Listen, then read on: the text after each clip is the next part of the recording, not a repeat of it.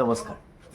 আজিৰ ভিডিঅ'টো কোনো কণ্টেণ্টৰ কাৰণে নহয়, আজিৰ ভিডিঅ'টো কোনো টপিকৰ বাবে নহয়, আজিৰ ভিডিঅ'টো আছাম ইনষ্টিটিউটৰ বাবে নহয়, আজিৰ ভিডিঅ'টো জ্ঞান শিক্ষাৰ বাবে নহয়, আজিৰ ভিডিঅ'টো জিজ্ঞাসা টিউটৰিয়েলৰ বাবেও নহয়, আজিৰ ভিডিঅ'টো টেকনিকেল হেল্পাৰ বাবেও নহয়, আজিৰ ভিডিঅ'টো হৈছে শিক্ষকসকলৰ বাবে। এটা সৰু ষ্টৰীৰ পৰা আজি ভিডিঅ'টো আমি আৰম্ভ কৰোঁ।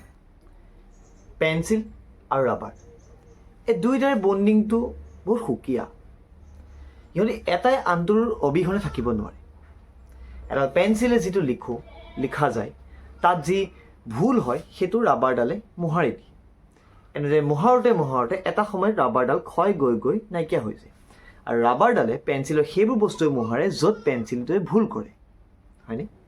আৰু এটা সময়ত গৈ ৰাবাৰডাল অন্তৰ্ধান হৈ যায়, মোহাৰি নাইকিয়া হৈ যায়, শেষ হৈ যায়।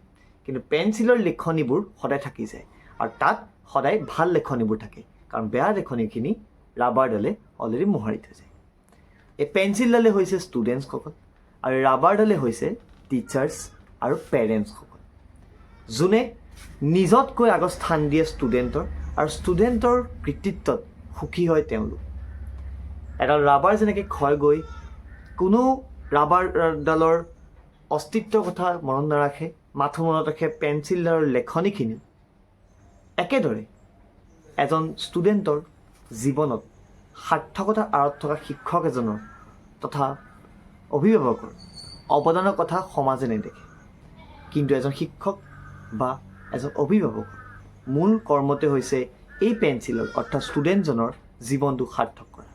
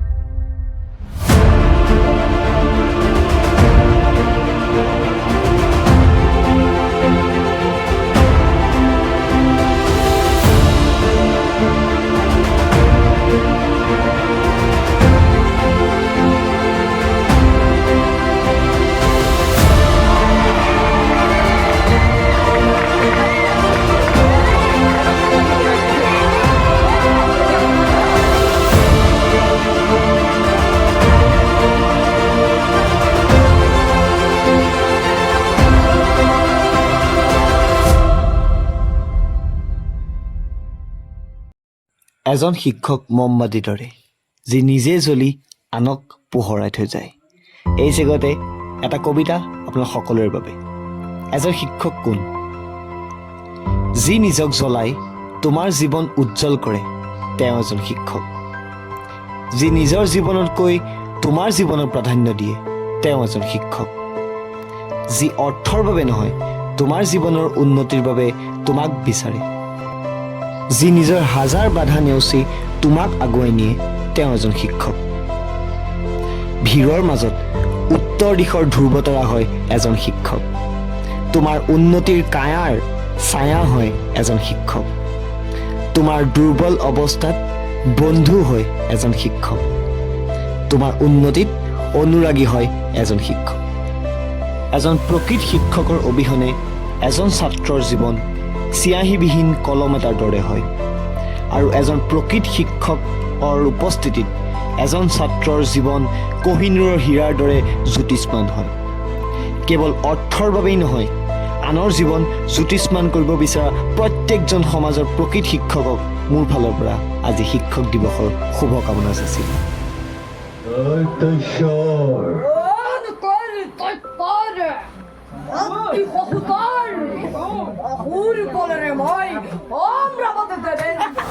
এই চেগতে আমাক ইমান মৰম দিয়া সকলো অভিভাৱক তথা সকলো শুভাকাংক্ষীৰ লোকলৈ মই ধন্যবাদ জ্ঞাপন কৰিছোঁ।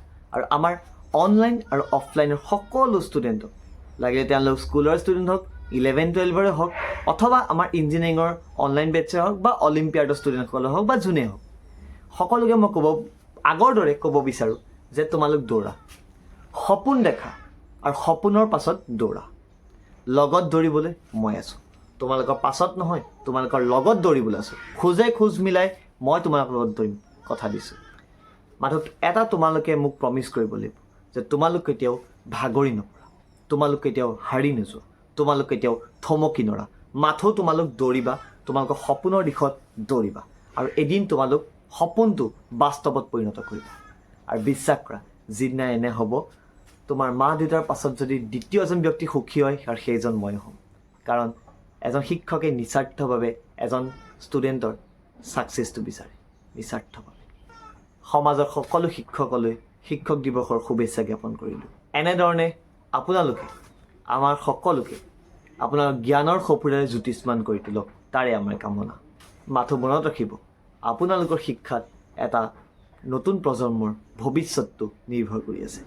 গতিকে প্ৰফেশ্যনৰ বাবে কেৱল নহয়, নিজৰ পেশ্যনৰ বাবেও শিক্ষা প্ৰদান কৰক। ধন্যবাদ।